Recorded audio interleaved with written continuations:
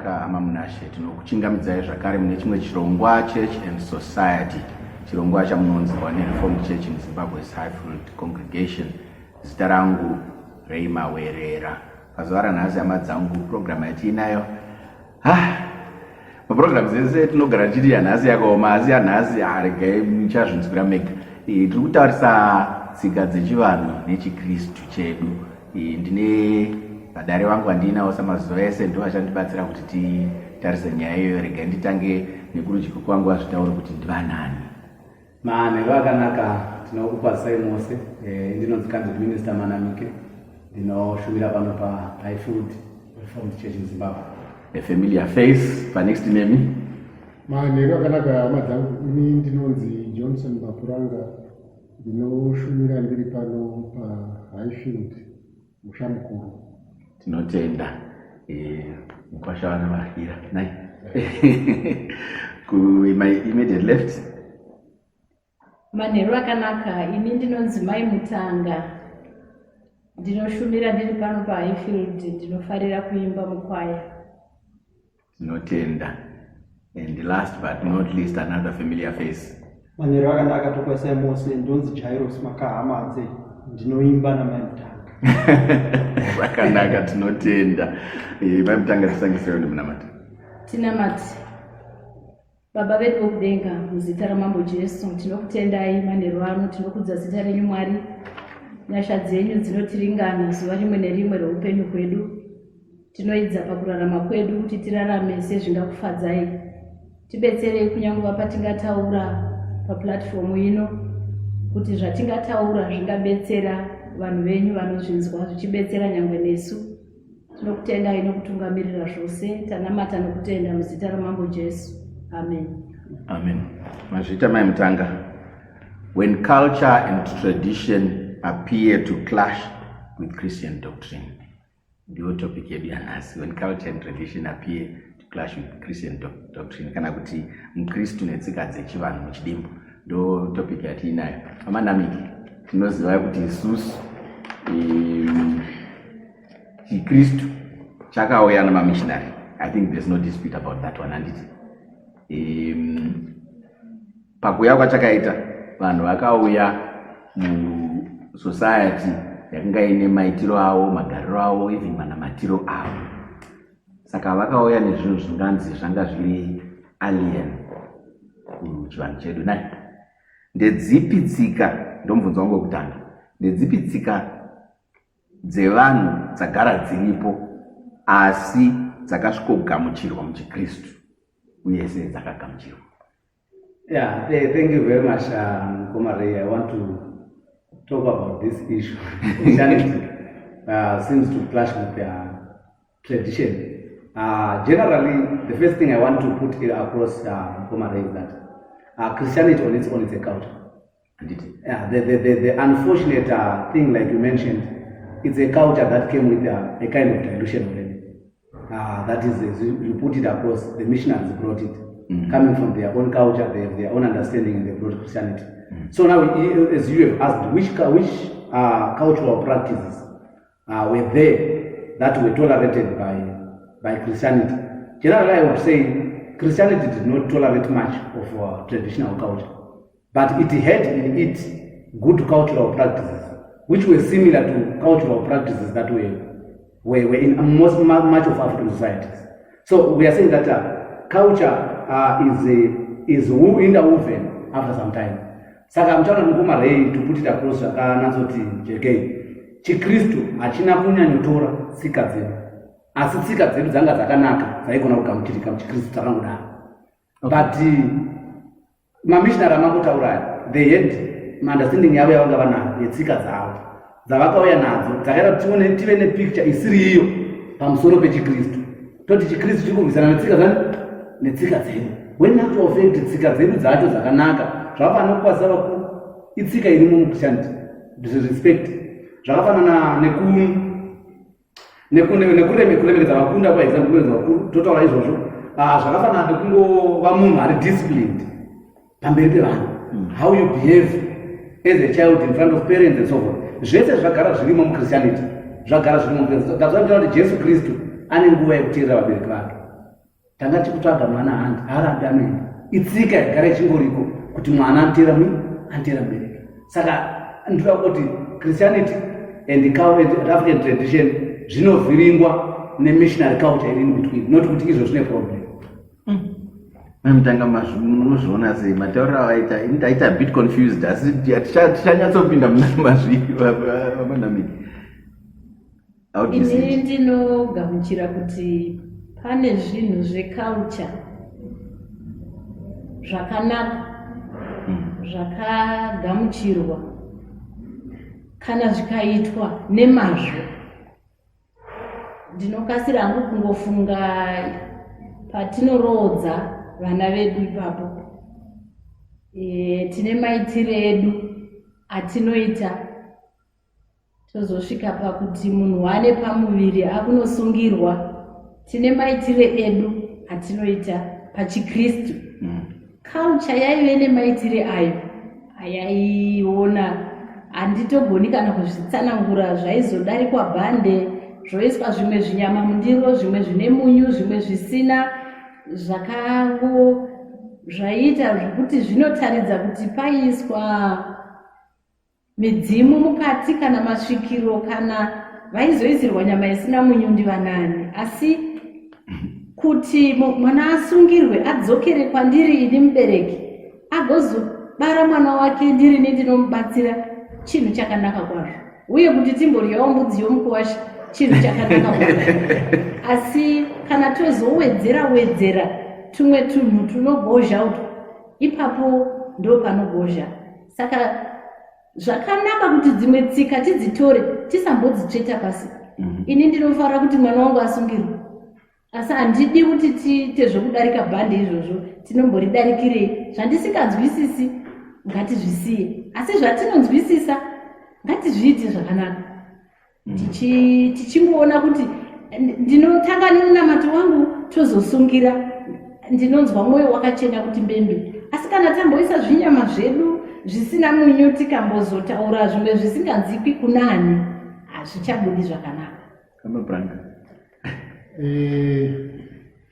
Pano kupfekana kwezvinhu. Kana tichiti culture, ngatingorega kutarisa isusu vanhu vatema toti ndo culture, vachena toti iChristianity. Christianity yavo iri double-tailed neculture yavowo. Tikatarisa mushoko raMwari, ndinonasa kuti iculture yavowo. Tinotonzwa pamwe kuti unondobatira mudzimai wake makore manomwe. Iculture iyoyo. Isuwo kana mwana wedu achiroorwa, tinoti mupambo ngaabvise badza yakunzilobhola iko zvinezvi. Hapana chakaipa pazviri, asi zvongoitwa sokunzi iculture zvinzi haisati iri Christianity. Zvingabviswa zvose, kungosungana ukama, pangava nedispute yokuti ng'ombe iya inonzi in particular ndeyamai, kungotenda maizvo kuti rukusha rwamai, saka varangarirewo voitirwa izvozvo.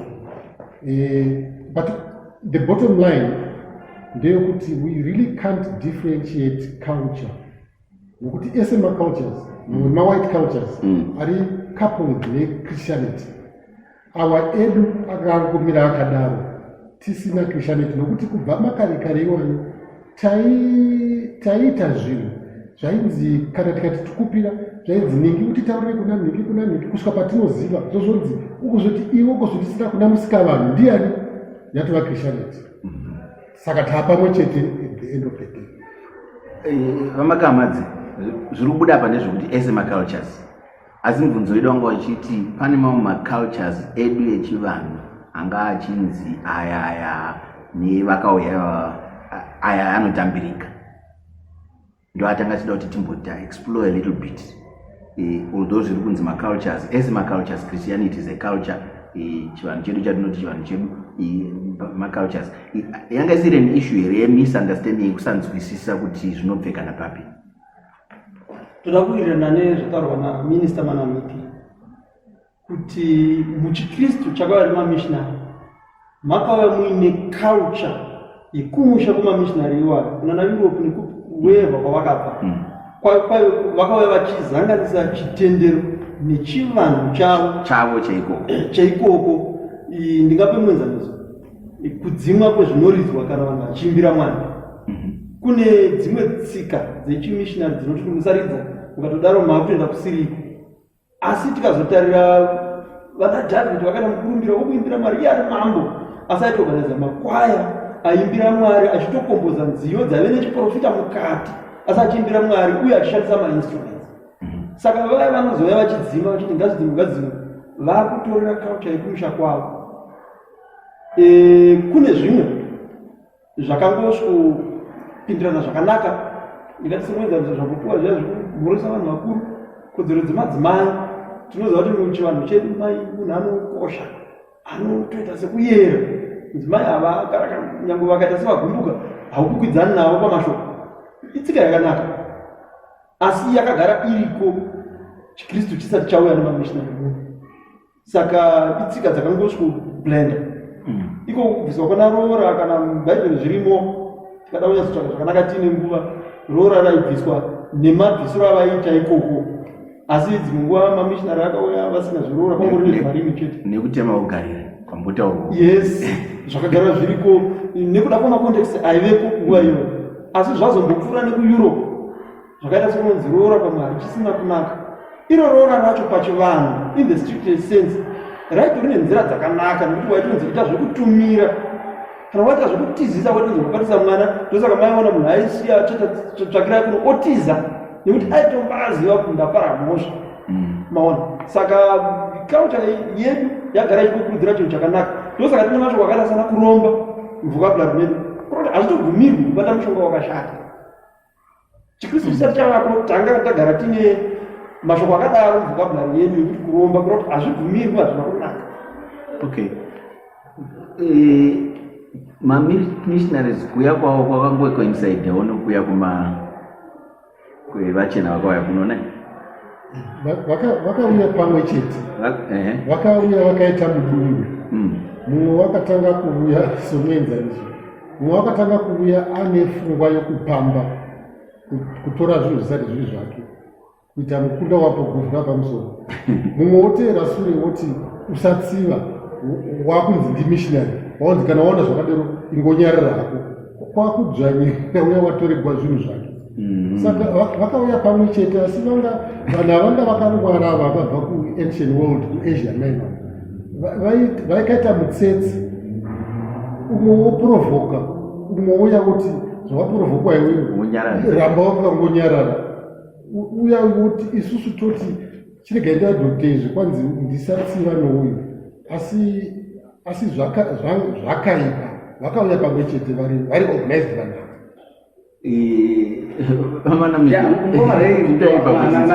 Kutya kwangu kanyanya ndikokuti mukuongorora zvinhu izvi tinogona kutanya tinoti abuse of Christianity.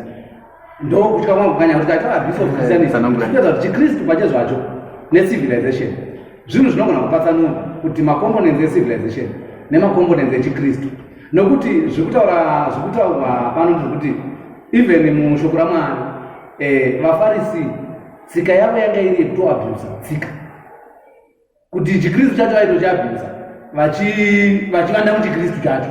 Saka it's not new kuti zvazoya nemacolonialists, but kuti even before mushoko raMwari vafarisi vaiisira vanhu mitemo istoriyo, onzi munoremedza vanhu nemitemo isiri kuti hachisiwo chikristu chamunokuisira vanhu. Saka tinovakugamuchira kuti varungu vakaenda zvimwe zvinhu zvisiri chikristu ndokuisa sechikristu, idzo dziri tsika dzavo. Kozi tiri kuti panapa vamukomana titaura chivanhu tiri kutaura chivanhu munzira nato, chivanhu chedu chatingatarisa kuno kuZimbabwe isusu, chivanhu chevakristu, nokuti mukristu munhu, chivanhu chevachena, taita zvivanhu zvakati zvakawanda kana chikavanchireza. Saka chimwe chivanhu chazouya chakatakura chimwe chivanhu kusure kwacho, kuti tira kutaura chikristu choiswa apo. Ndina kuti izvo zvinotaura kuti kutema ugare kwamataura kwaitwa kutema ugare, patsika dzechishona kwaitwa kutema ugare. Hondo yatinayo ndeyekuti tiri kutadza kupatsanura zvinhu zvomweya nezvinhu zvisiri zvomweya. Sei tiri kutadza kupatsanura? Nekuti isusu tanga tiri mutsika dzatanga tiri Ngomarei. Saka tsika dzatanga tiri tine dambudziko rekuti tinodzida pichana, toda kudziregedza pichana. Saka izvo zvinounza dambudziko kuti tinodzida pichana, todziregedza chii? Ndani kuvara mama vacho toda kusungira. Asi kusungira kune mhiko dzavo. Kana tamugamuchira kusungira, hatigoni kusungira hafu. Kusungira kune mhiko dzekusungira. Kana tamugamuchira chiKristu takuti zvanga zviri zvekusungira kuchiKristu. Kana zvanga zviri kuti shoko zvaitwa sei pachiKristu zvekuti zvekusungira. Kana tazvichera mushoko raMwari kureva kuti haisi tsika yechiKristu, asi tsika yatinoda ine mabhenefits akanaka toona kuti saka hatifani kuivanza muchiKristu, tofanira kungoitwa setsika yakanaka. Hazvikonzere confusion here kuvaKristu maitanga izvozvo. Saka kana muchiti chiKristu munoreva kuti zvese zvatingafunga izvozvo zvinofanira kunge zvine vhesi rakanyorwa mubhaibheri here? Dai Mubvunzo wakanaka. Ngomarei nevadare handisi kuzvifanira kunge zvine ndima iri mubhaibheri. Ndiri kuti ngatigonei kupatsanura kurarama kwedu isu sevanhu kwatinoda, kusingaposhi pakunamata. Tokugamuchira sekurarama kwedu sevanhu, torega kuti ipate pasoro yechiKristu. Vachena vatamboreva vaya vogamuchira kurarama kwavo kwechichena, kwavanoti ndekoti kwechena kwakanaka tinokuchengetedza, vasingakuti chiKristu. Nazvo vaJudha vane tsika dzavo dzavakachengetedza sevaJudha, dzavaitorarama sevaJudha, asi vasingadziti chiKristu. Nekuti chiKristu Ngomarei chinotangira pana Jesu. Ndozvanachida kuti makuda kuti tichitombo zvatova necessary kuti tichidefine kuti chatinomboti chiKristu chacho chii. Ngatimbopindai munyaya yedu so that tonyatsopinda munyaya yedu zvakajeka. Alright Ngomarei, chatoti chiKristu izita rakatanga kupirwa vadzidzi vaJesu vaitevera Jesu Kristu. Vanhu vachiti vanhu ava zvavanoita vanoita semutungamiri wavo wainzi Kristu. Kupaiva kunamata kwavo, pakuparidza kwavo, pakudii vanoita semutungamiri wanzani Kristu. Saka ndokuchinzi aya ndo machi naKristu. Ndokubuda culture inonzi Christianity, Christ culture. Ndiyatoda zvapanapa inonzi Christianity. But Christianity yaitambirwa nana Peter, yaitambirwa nana Paulo, yaitambirwa nana Simeon, yaitambirwa kunyange nevamwe vaibva kunyika dzavo dzakasiyana siyana. But pamazuva iwayo havana kurashiswa zvavairarama zvisinei nekusangamata, vakaramba vanazvo. Saka isaita hondo yekuti tiri maKristu, mama vangu ndakuda kutora mudzimai ndisina kuripira kuroora nekuti ndiri muKristu, ndopaita hondo. Tochigwa nenyaya yekuroora sechiKristu. Ngatigwei nenyaya yekuroora. Daiwa pachivanhu chedu zvakanaka unondipewo uvhuma ndakachengeta mwana uyu. Hazvinei nechiKristu Ngomarei. But pane zvimwe zvinhu zvakarambwa zvachose vamakamadzi nemaitanga. Pane zvimwe zvakarambwa zvachose muchiKristu kunzi zvahaiwa musaiti. Zvipi izvozvo izvo and why zvakarambwa? Right. Tinogona kudzoka kunyaya kuti batwei namai Mutanga. Tichibatanidza nezvataurwa naMinista Manamike. Minista Manamike vati ngatipatsanurei kuti itsika dzakanaka dzisina chadzinozotikanganisa muchiKristu nekuti dzinge dzakanaka. Right. Mbuya Mutanga vambonotibatewo ipapo vachiti zvakanaka kuti ndidye mbudzi yemukwasha, asi paipai panozoitwa kuti munyu nemamashoko anorehwa inzwi rakaderera riri pasi zvine zvoitirwei kureva kuti pane kakunamata kari kuno munhu aakusumwa asiri Mwari. Saka chiKristu chakanosvikopesana nemapiriro Mwari aiitwa nevanhu. For example, taiti kana munhu akafa anofanira kurohwa guva, anonzi magadziro amene mamashoko atingashandise akasiyana siyana nekuda kwenzvimbo dzatinobva. Ipapo zvakasvikokonana zvachose nechiKristu kunzi munhu anofanira kushumirirwa ndiani? NdiMwari chete, uye tine murevereri wedu mumwe chete anove Jesu Kristu. Hatikwanisi kurevererwa neumwe munhu. Kusara kwaJesu Kristu ndiye nzira, chokwadi neupenyu inotisisa kuna Baba. Saka ipapo chiKristu chakava chiri very clear kuti hakuna mamaitiro atoenda kuna Baba kusara nemuna Jesu Kristu. Yet muchivanhu tanga tine mamaitiro atatichiita chizoropedzera chiti mutisitira kuna Musikavanhu, asi tashandisa nzira yakasvikokonana nechiKristu kunzi aiwa tishandise ruti iyoyo, kana tausvika kuna Baba tinoenda nemuna Jesu Kristu. Ndoda kuti tidzoke ipapo just now. Mai Mutanga, first of all, madairwo here mubvunzo wenyu pamabvunzana pana Minista manamikapo kwekuti chikristu chinofanira kunge chine vhesi chinofanira kunge chine vhesi yomubhaibheri. Hauna kunyatsodavirika.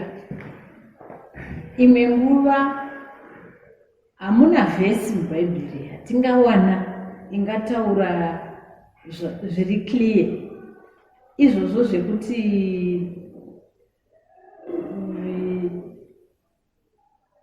asi chinenge chiri chinhu chakanaka. Hanzi kana mwoyo usingatipi mhaka tinako kusatya pamberi paMwari. Saka munenge musina hamo mubhaibheri kuti zvakanyorwa kuti ngatinyatsodai nemo. Asi ndinonzwa mumwoyo mangu kuti izvi zvatiri kuita izvi zvakanaka. Iko kana ndotoita chitadzo ichocho chekuti takuti imi muzondireverera kuna nhingi, imi mugozonondisvitsira kuna nhingi, mumwoyo mangu munondiudza kuti uku kwatakuita uku handiko, zvinenge zvitori wrong. Saka mwoyo unenge uchitiudza kuti zvakanaka here izvi kana kuti zvakashata. Nyangwe dei mubhaibheri zvisimo zvisina kunyatsochekeswa chaizvo tinenge taudzwa kunzi musapira, Mwari ndemumwe, we go through Jesus Christ, zvese izvozvo tichizviziva, asi musina vhesi iri very clear. Asi mwoyo unotiudza kuti apa takutoshaisha, apa hazvisizvo izvi, maitirwo awo handiwa, iri doro rataakumwa iri hazvisiri izvozvi. Tinenge tichizvinzwa.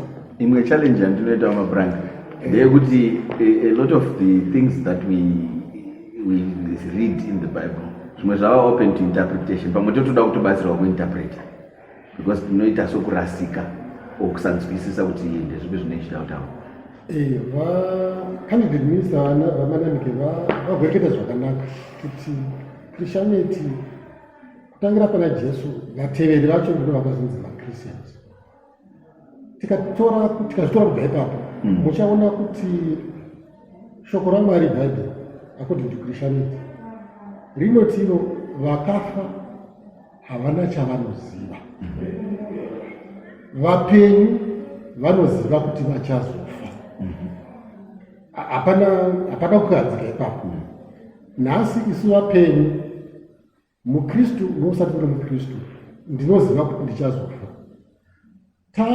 Takutora tsika dzedu dzatachita kare dzechivanhu dzakuitwa implement even nomuKristu nhasi. Nokuti muKristu wakugona kugova nhaka yake in the sense yewill, achiti veduwe indoziva kuti ndichafa, mugozoti zvakati. Zviri acceptable izvozvo kuKrishaneti handiti? Nokuti waronga zvinhu zvako, warongeka. Asi Christianity yozokwikwidzana nechivanhu kuti kana ndaenda chiregai zve kuzondidzosa muchinditi uya kuti zvakati, nokuti hapana zvandichaziva, zvandakaziva ndozvandakasiya ndamuudzai. Sezvakaita Jesu kuti indirei asi chiitai zvandakasiya ndamurayira. Ndo pano kukwikwidzana ipapo kuti dzimwe tsika chiKristu choti izvo hazvisati zvichizvo izvo, nokuti hazvisina effect, uye haachazivi uyu. Pandava ndichaziva zvakanaka, chiKristu choti handizvo zvakanaka, hazvina kumboita. Ndo mafungiro angu, ndo maonero angu. Muchidayira amanamiki ndaimapinda panyaya yekuti pane zvimwe zvakauya nechiKristu zvichibva zvatambirwa muchivanhu zvokuti zvakutoita setsika dzedu. Mukomarei sekutaura kwamamboita kuti nyaya iyi yakaita sekunge nyaya yekutuka tichitarisa. Ndoda kuti nditsanangure chimwe chimukomarei kuti kushumira kana kunamata nemuraramiro wevanhu tikatadza kupatsanura zvinhu izvozvo tinoita dambudziko rakakurisa chose. Nokuti kushumira tiri kureva kuti tave kupa nzvimbo yezvinhu zviri spiritual. Saka muchaona kuti pane zvinhu zvakawanda, ndingati muchaona kuti vanhu vazhinji vane zvinhu zvakaitwa passed on nevakuru vavo. Muti wakati ukautsenga unopura ndoto. Hazvina worship inoita, hazvina kushumira kuri mazvino. Saka tigone kupatsanura munhu ari kushumira munhu ari kusimudza umwe mweya achiti ndinotora nzvimbo yaMwari nemunhu ari kungoita chinhu chaari kuti ndiri kuita. Saka izvo tikangogona kunodambura tigone kupadambura kupadambura kwacho tigone kupadambura hatidzokei pakuti zvakarayirirwa naKristu panyaya dzekushumira ndezvipi. Tanakomarei mazuva ano tine hondo yakanyanya, mapfekero evanhu, matauriro evanhu nemhaka yei, nekuti zvinhu izvi is not spelled mushoko raMwari pamubati vazhinji vacho, zvinhu zvisina kutaurwa. Nemhaka yei, nekuti shoko raMwari rinouya mukati meculture yevanhu yavanayo kare, kunohistora ramasoro ndomuraramiro wedu. Shoko raMwari rouya roti izvi zvomoita izvizvi kana muchidira gate pasi redoro muri kuti kune umwe munhu unokunda Mwari wamungaudza izvi hazvichagoni kugamuchirika. Asi kana muchigara pakudya, muduku achitanga, mukuru achitanga kuti kudya, muduku akamira kuti zvichaita tsika mukuru anotanga kunonga, muduku ozotevera. Itsika dzakangonaka dzekuti samuzvinipisa adzinei nekushumira. Saka izvi ngomarei tinofanira kuva nemutsauko wekuti tisati chiKristu chirungu kana kuti chiKristu chivanhu. chiKristu chivanhu chine zvakanaka zvatinofanira kugambira ndezvipi zvakanaka zvatingaita sevanhu. Tauya kuno kusvondo pamwe zvisingadziswi vanhu muno. Hapana pakanyorwa mushoko raMwari kuti kana vakuru vapinda vaduku simukai vakuru vagara. Ndima yaitogwa mishaya. Asi kuti shumire neukama hwakanaka, muduku azoti kana vakuru vapinda ndinosimuka vakuru voti vogara. Saka izvo itsika dzedu hazvimo mushoko raMwari kuno ndazofana pandima yakati chiKristu. Itsika dzedu dzoita kuti chiKristu chedu chirambe chichivandudzwa. Okay. Amakamadzi, pindai mushoko zvandanga chitaura zvokuti ndachida kuti mudzoke panyaya yekuti pane zvakasvikogamuchirwa zvakauya nechiKristu zvikasvikogamuchirwa zvikaita sokunge it's part of our daily life. Todangoteverera shoko rataurwa naMinisa Manamiki iro rekuti kupfeka zvine decency, zvine chiremerero. Kare mamishinari asati ava neshoko, vanhu vaingopfeka nhembe kuda mumwe yangovhara panapa, nhamba, maringa, shashiko, dzine mazita kuno kumusoro kusina chinhu, pamwe ari munhukadzi achingofamba. Asi pamboreveka paya pachinzi civilization nechiKristu zvakauya zviri intertwined, zvakauya panzvimbo imwe chete. Vaya vakatoigira shoko pamwe vachiva necolonialism futi, asi vachitiwisirawo decency yekuti munhu angapfeke zvine chiremerera sei. Akanzi munhu unofanira kupfeka wakada. Tinoona mazuva ano izvoni zvakutonzi munhukadzi kana uchiendwa pane vanhu pfeka hembe ine maoko marefu, zvinokurudzirwa usaonekwa hapwa dzako iwe uri munhukadzi. Pamwe pacho panonzi sunga chinhu mumusoro, vamwe hava havasungi ndizvozvo. Asi pamwe pacho panonzi monera kana zambia chaiyo, mucheka uyo uri monerwa, vamwe vanoti chitenge. Tinoona kuti zvinhu zvaakutoita kunge yatove part of our culture, chakutoita kunge chivanhu chakagara chiripo. Asi napo kudhara kwakusina material inogona kuti vanhu vasone zvitenge kana kuti mazambia vamonera, kwakusina. Vanhu vaingopfeka mapadza avo neshashiko. Are we saying Christianity cannot civilization in ndo zvandati zvinhu zvakauya zviri intertwined, vakatiwisira civilization iyoyo ndo vakauya futi nechiKristu, asi vachikurudzira kupfeka ndobva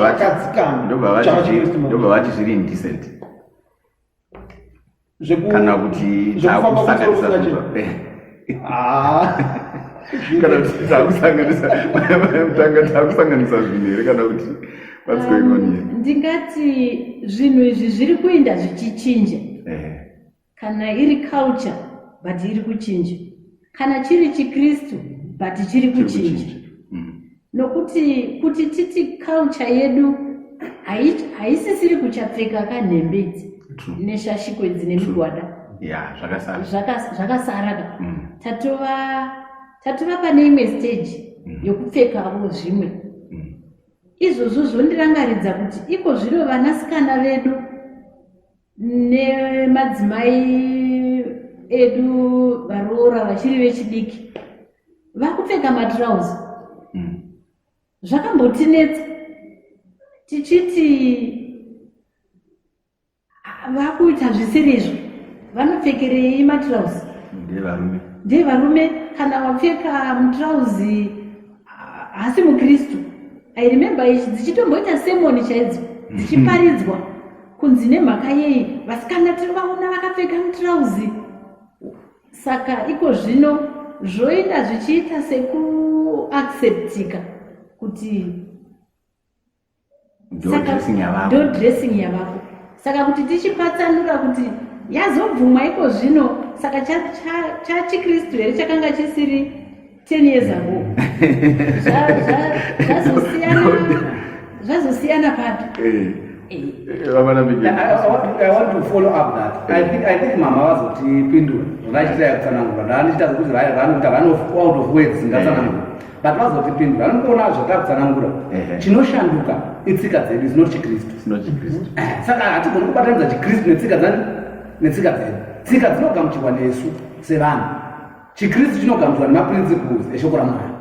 Saka kana kuti izvi zvavakuvanze kupfeka, andika vanhu vakabva panembe vakapinda mumaroko marefu, vakabva mumaroko marefu vakapinda mumatirauzi, vakabva mumatirauzi ezvinokwana nematatadhendi bharubharu nsozo vanopfeka vakutodzokera kunembe futi, andika matransformations eculture but not chikristu.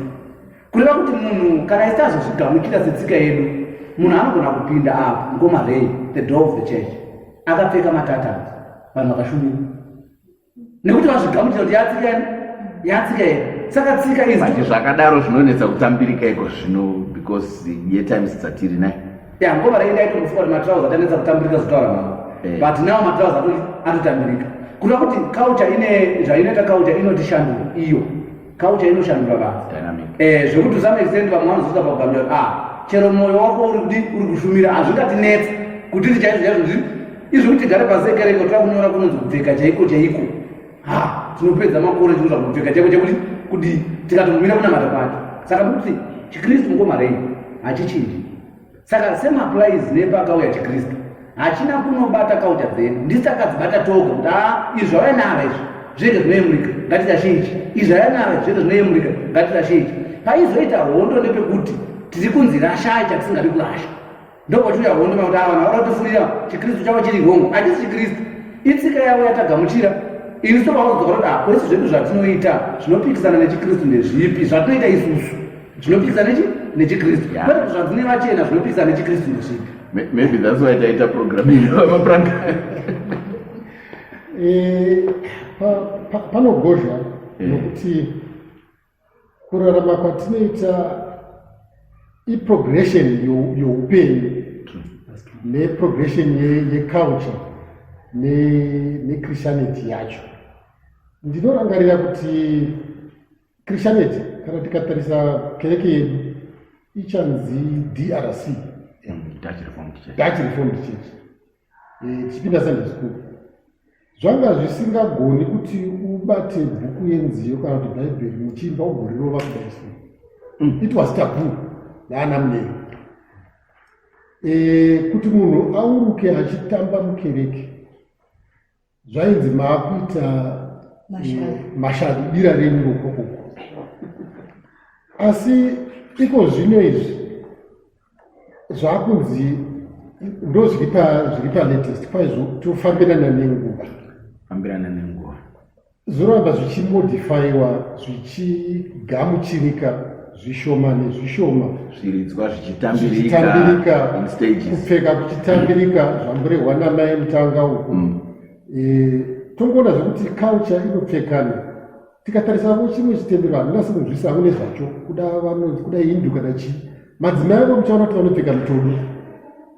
Ndoona sokuti ndokwatakopa wekoko. Isu takupfeka madzimai edu akupfekawo mutodo, saka takuda kuzvatisa kuti zvakanaka. Asi kudawo ireligious culture yenyika iyoyo yatapinzawo muChristianity yedu kuno, ende zvakugamuchirika. Saka ndiri kuona sokuti mufundisi muchava kumurava manakamadzi tikuda kuti paite distinction between ethnic cultures, ndozvamuri kutaura nai, nechikristu. Somehow mugomarei, because tikuti regaita semawedza ya two, Christianization neglobalization, those should be two different things. Kuti macultures atikutora tikumatora on the basis of culture, not on the basis of belief.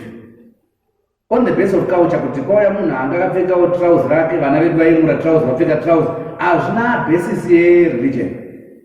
It's us tiri kuadopta zvatiri kufunga kuti its modernity, tiri kufambirana nenguva, but hazvinei nechikristu chedu izvi. Zvinhu zvatinongoti even because ngoma rei these things zvikuitika mumakristu zvikuitika futi munyika. So how do we distinguish?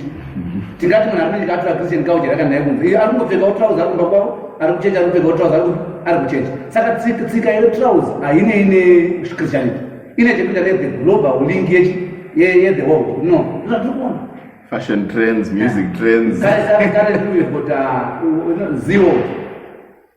How those charities are becoming a dominant element in our culture. And people are taking them and they're coming to church. Are they Indian? They're just copying a culture. Church and society. Hamkamadzi, imbokomenda pane zviri kutaurwa izvi. Ichokwadi.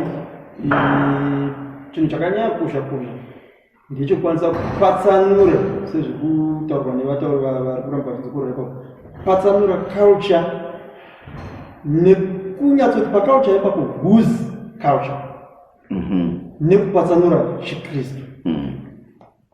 Ipapo ndo pakakosha kuti kune culture dzavanoona dzakavanakira, kune culture dzavanhu vatema dzakangonaka dzisina padzinokwesherana nechikristu.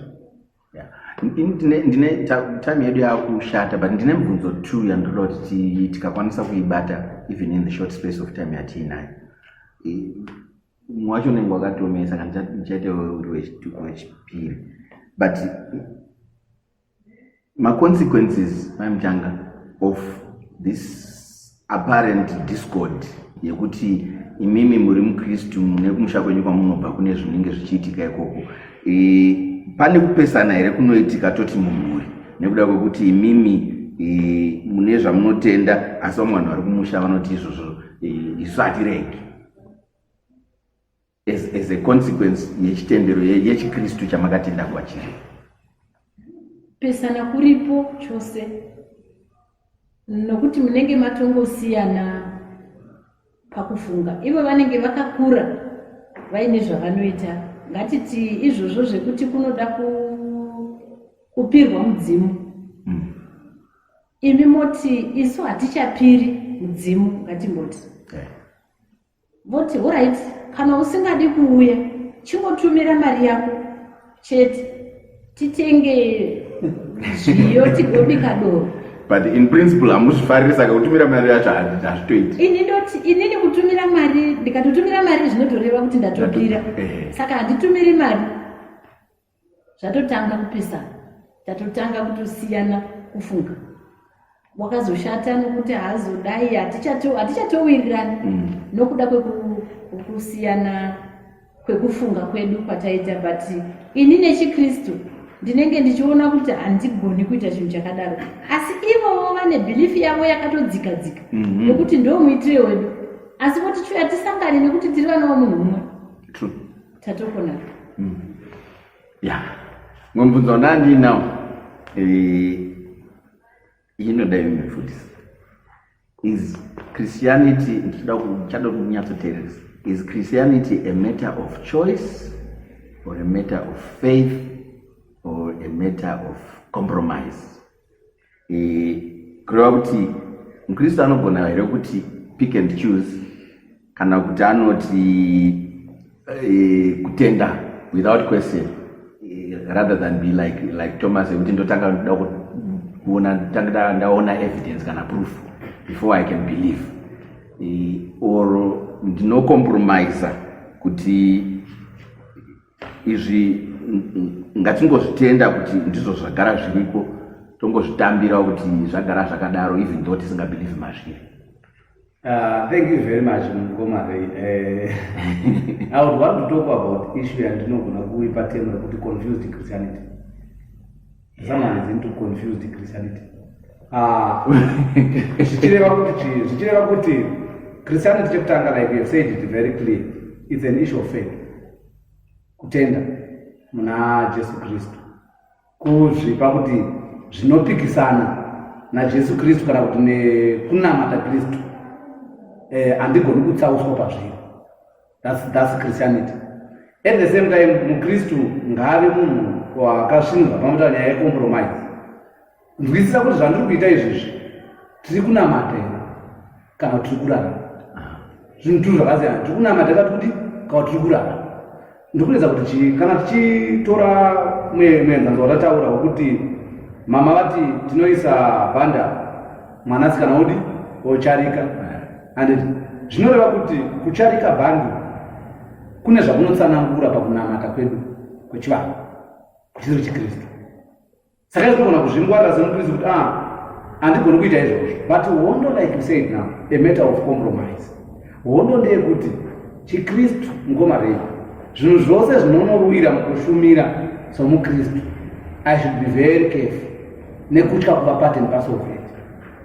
Like I said, compromise hombe inouya pakuti tinoona kunaka kune mugumo wakaipa.